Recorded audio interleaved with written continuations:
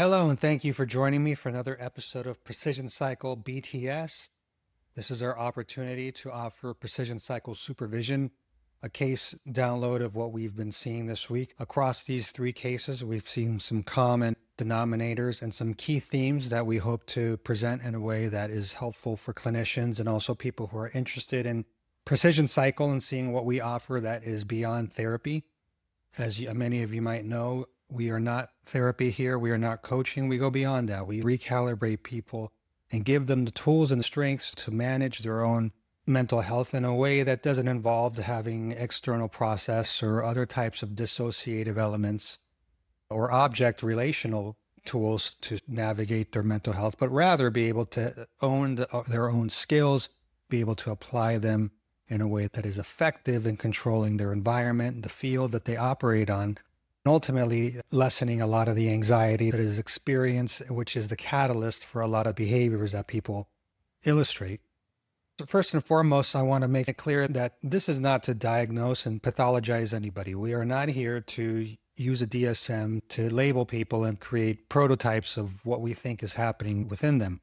What we do here at Precision Cycle is honor a person's survival mechanism. You are doing the things that you do to navigate stress because that is how you've learned to do that in your environment.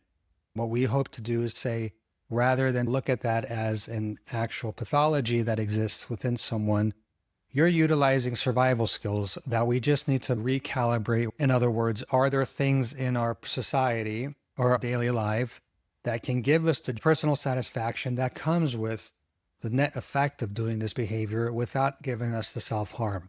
And that's the balance that we're trying to achieve here at Precision Cycle, and the thing that really motivates us to understand what exactly is happening inside of someone. That's why presenting our clients with a quantifiable 7-dimensional personality assessment is the key to a lot of our success, because we're able to pinpoint exactly where in what realms the certain issues that we need to address live in. That way we can pinpoint our interventions, we can pinpoint our work on those very specific key elements to get those factors under control and then see how that can achieve balance.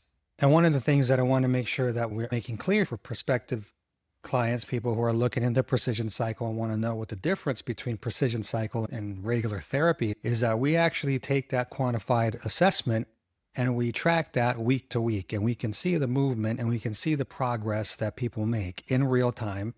We don't sit here and process for 45 minutes. Rather, we unpack your experience and then look to apply the requisite boundaries to make sure that you're controlling your emotions in a way consistent with how you would want to control them and how you want to illustrate those behaviors in your personality to the outside world. So with that, I want to present that in July, we have a calibration call special again. We're looking for clients who want to work with us, who are tired of going to therapy and feeling as if it's failing them or not really giving them what they need. And really invite you to come and check us out and to DM me at Precision Cycle TV on Instagram, Threads, or TikTok. As we begin to transition over to Narcissism Nation, which is our flagship long-form program every Monday, Wednesday, and Friday, I'd also invite you to email me at enrique@elevate.epo to set up a time where we can just sit down and have a conversation, see what we can do for you and where you're at and how we can help you achieve some of the goals that you'd like to achieve.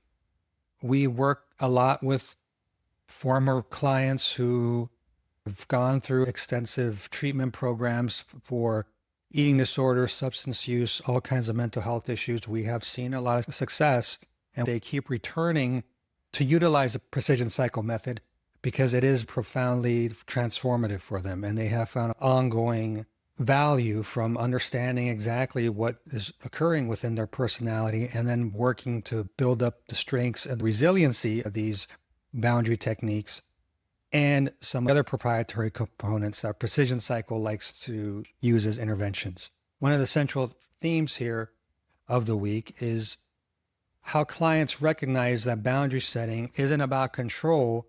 It's more about their actual truth and authenticity and how they can express that in a healthy way.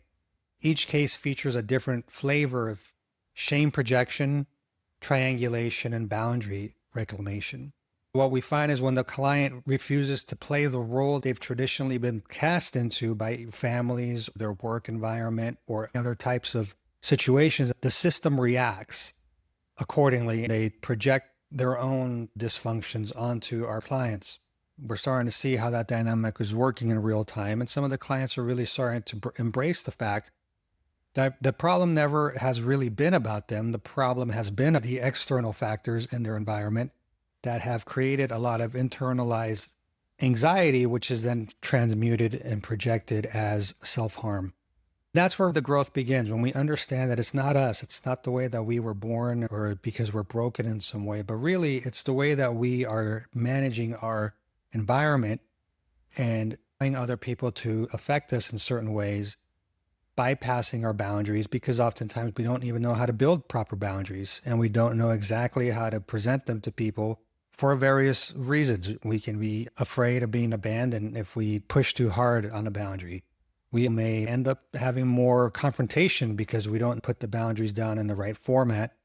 And so that really puts people off the boundaries. And the common refrain that we always hear is, I put a boundary down and we always end up fighting. That's usually a sign that you're putting down the wrong kind of boundary. And so hopefully with today's PTS, we'll be able to put down some examples and model out some of those boundary regimes that we like to recommend and like to ensure people are focusing their energies on, rather than trying to fight the same type of fight and stay within the same cycles that they stay in.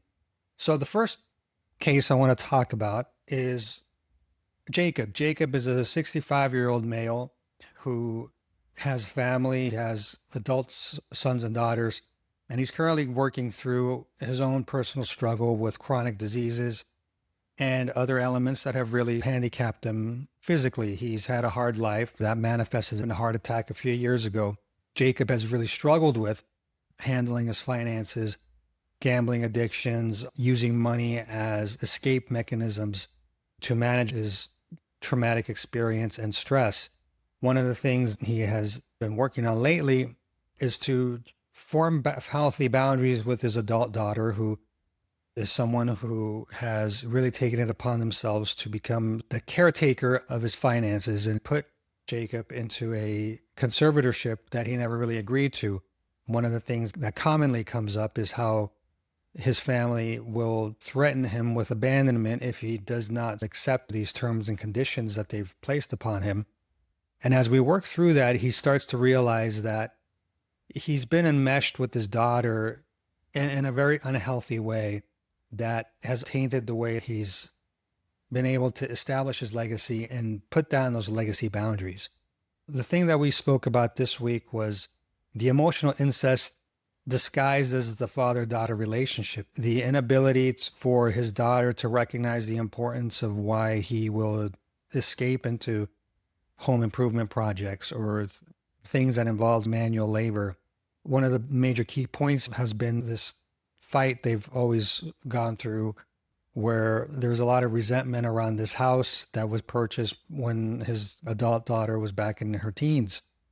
That is something that Jacob always presents as a source of animus. One of the things that really bugs him is when his daughter would say that he loves his house more than he loves his family, that he's always escaping to that damn house. We worked through that example to help Jacob understand that when his daughter does engage in diminishing and belittling him and his love home improvement projects, what it's really doing, ridiculing his escape mechanism, ridiculing the thing that gives him joy, and making him feel ashamed about the fact that he likes to, rather than go out and get drunk or spend money at the horse tracks, at the races, or do any of the other things that he used to do that used to be self-harm. There's now this component where he enjoys escaping into these projects and feels the value and the pride that comes with the ownership and knowing that he finished a project. One of the key things that he spoke about was the legacy work that he was working through with his son and his grandson. There was an example about his son and grandson wanting him to teach him something with regards to block laying, and his understanding that moment when his son had asked him to engage in that activity with his grandson was a legacy moment, more valuable than any money that he could have left this family in a will or any types of other material obligations that may exist, because this was a moment that he would be able to impart his knowledge, his core brand proposition onto his son and his grandson, who may never end up in the trades, who may work office jobs, but the pride of knowing that they're able to do this manual labor work without having to contract someone out is something that for him he recognizes important. It's a piece of legacy work for him. He found that was the turning point in his personality adjustment. Understanding that the legacy isn't going to be the house that you leave behind or the money in the will. It's going to be all these moments when you're able to impart your knowledge that you've accumulated throughout your life onto the people who look up to you and love you. And this was something that is really missing in his relationship with his daughter. The moment he began to place boundaries, that's when the communication would begin to change to the point where there is now a collapse on the daughter's side to engage full-on histrionic narcissistic tendencies, going straight to the, oh, you must hate me type of responses when there's just simply being called out. That is indicative and a sign that the other person has changed that dynamic, or at the very least has come to not understand the dynamic as it used to be, and that Jacob is now in control here. He has re-entered his role as a father in this relationship. And this was anchored by a story that Jacob shared about how his daughter had come to him about a week after they had been married. It was really having second thoughts about the marriage. And rather than save her, he told her that this was something adults had to deal with and she had to put herself together and deal with it. That moment when he held frame, when he didn't let his daughter retreat back into that little girl looking for a father, but rather hold her accountable and keep that frame, that essentially for him opened the door to, this is the template that we can use to ensure this relationship. Because relearning how to be a father to his daughter is very important for him and is a recalibration that needs to occur. And when he tapped into that energy and understood exactly how that operated internally within his daughter, he understood that those boundaries and that legacy would be for him to actually be that adult human masculine energy that his daughter is so desperately needing, to the point where we started to model out and create the I feel X when you say or do Y framework for our boundaries. And that's the way that all the boundaries should be created, because we want to make sure that we're not attacking somebody and telling them that you're a bad person, you do this and it makes me feel that. Rather, we want to flip that around and always lead with the I statement.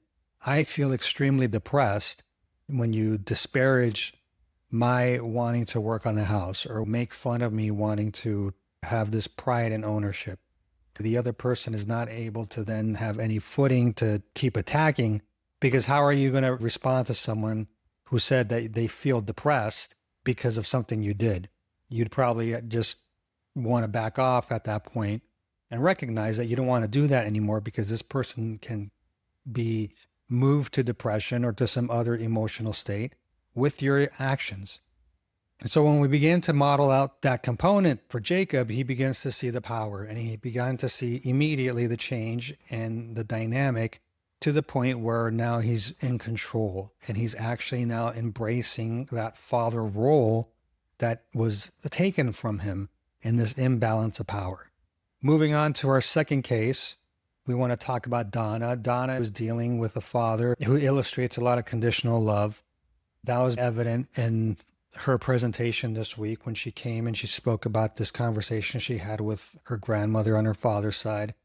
She began to see the system for what it was. And once she took that step back and saw it from the 35,000-foot view, she began to understand that there was gaslighting, conditional love, and projective identification occurring within her father, and an indicator that he is still stuck in his own narcissism immaturity. This may be a product of never wanting to go out there and get any type of recalibration or therapy or any types of other interventions to help someone develop those cognitive skills. Regardless, that is not Donna's concern at this point, as she is an adult woman in her 20s.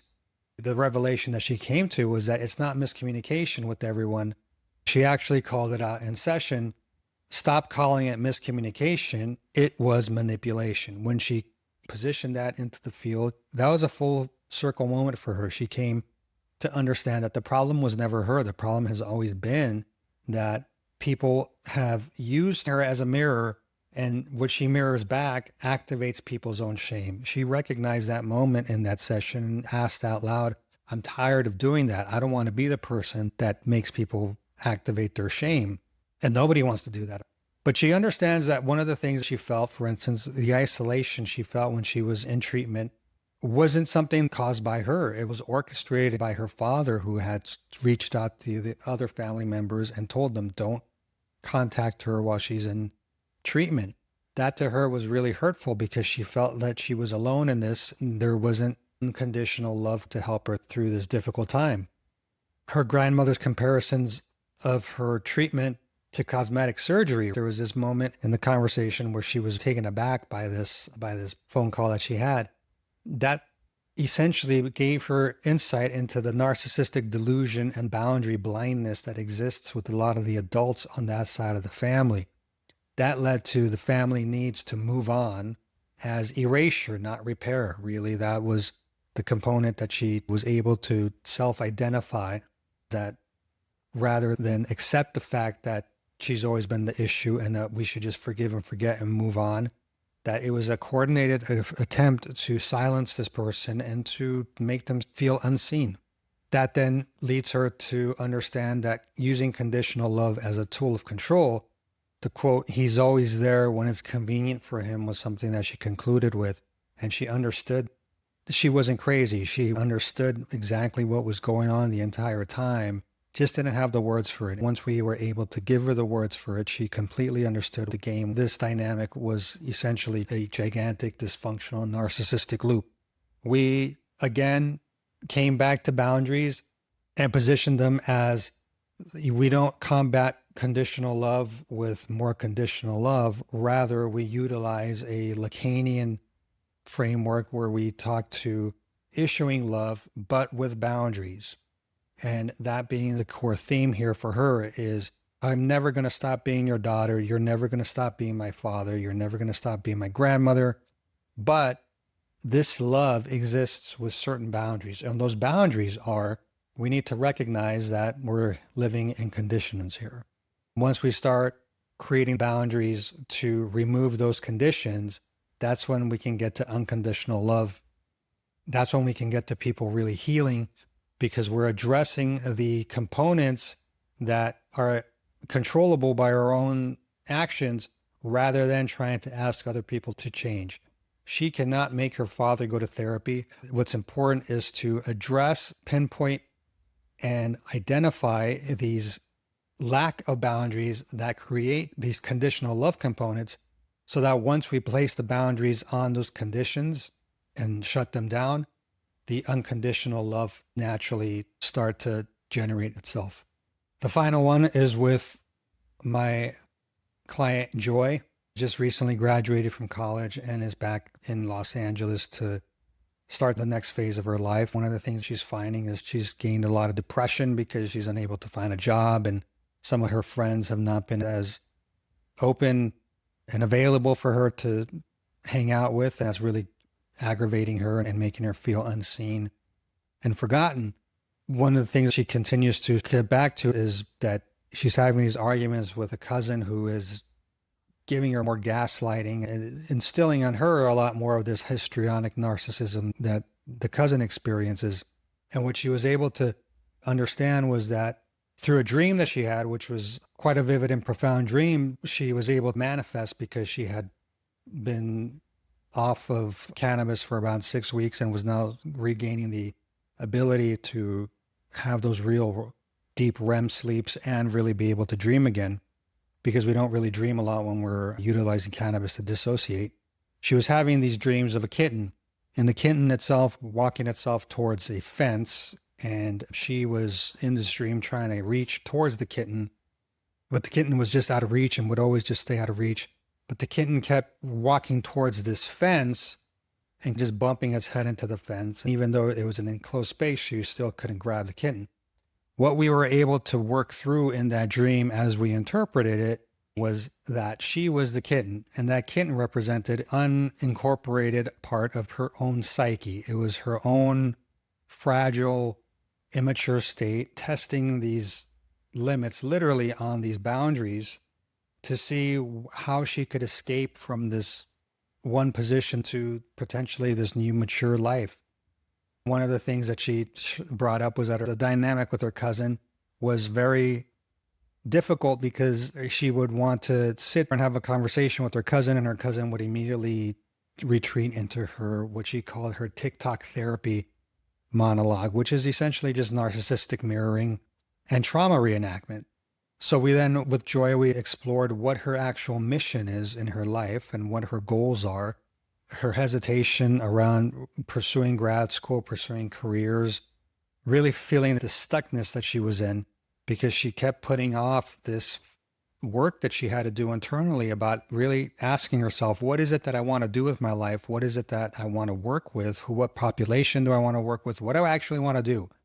After having another conversation with a cousin, this was profound for her because she had realized that she had been putting off having these very important conversations with herself because she was smoking weed prior and because she was filling her schedule with all kinds of other activities, but also because she was reverting back to previous scripts with her other cousins and getting into these narcissistic loops with them in an attempt to avoid the time that she needed to spend on actually defining the life and the next version she wanted to have for herself and her child. And when we spoke to what are these dreams that you have, she started to talk about business ideas. And she started talking about things that she wanted to do. She wanted to go into social work. We were able to talk about what particular area of concentration she wanted to go in with the next phase of her life, what population she wanted to work with, what population she didn't want to work with. It was a very profound session that really gave her the space to be able to process and then actuate a lot of her intent, to the point where she was able to then even talk about business ideas that she had, get to the concept of first mover advantage, which is something that you hear a lot of in business schools. I heard it myself for the first time when I was working with Marvin Lieberman over at the UCLA Anderson School. Shout out to Marvin Lieberman.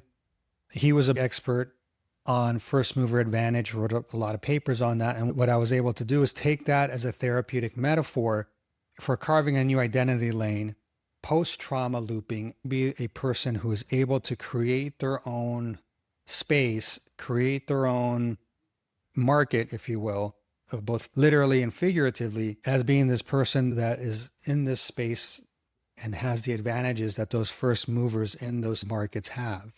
Something that was very profound for her. And as we started to continue to talk about these business ideas and how she would potentially be the first mover in these businesses, as well as being the first mover in her family in this emotional cognitive space, immediately her eyes lit up, her depression lifted.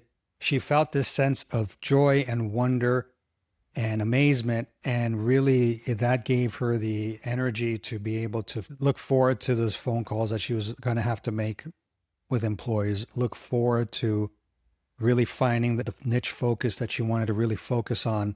So the thing that we're really looking here, the clinical concepts to flag for trainees who may be interested, is projective identification. We identified that with Donna when she was able to say that her father was the manipulator and that a lot of what was being projected onto her was the internalized shame that her father had in general towards his life. She felt like there was some level of jealousy. That is the case at times. There is a level of jealousy between parents and their kids because sometimes those parents revert back to their own trauma loops and keep wondering, why didn't I have it as easy as my child has it?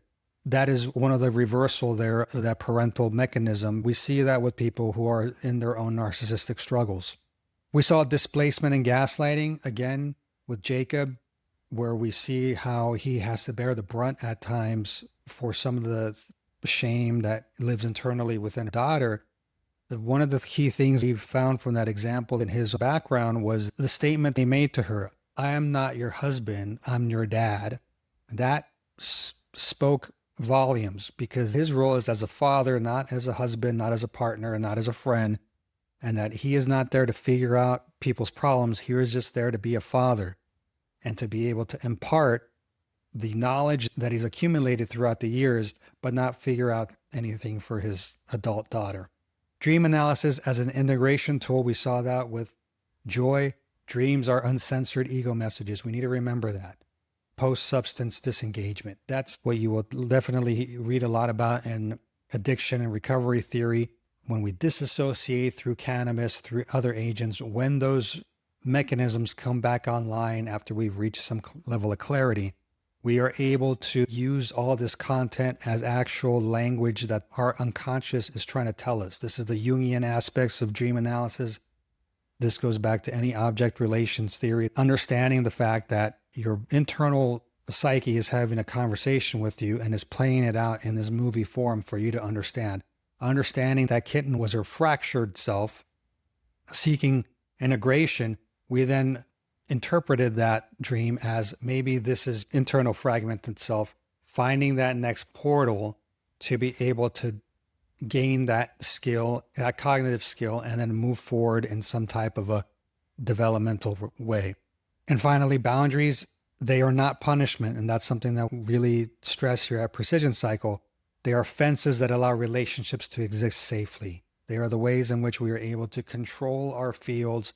Think of it like a football field. It would be really difficult to play a game if you didn't have any rules, any referees, or you didn't even have the lines on the field. What boundaries do is create those lines. First down markers, create the referees, and create the goals, the end zones where we have to reach. That is what a boundary does. It's not here to tell people that we don't like them, but rather boundaries are there to tell people, this is how I want to have a relationship with you, and I would love it if you could respect that so that we can maintain this as an equitable relational component and not a one-sided narcissistic loop.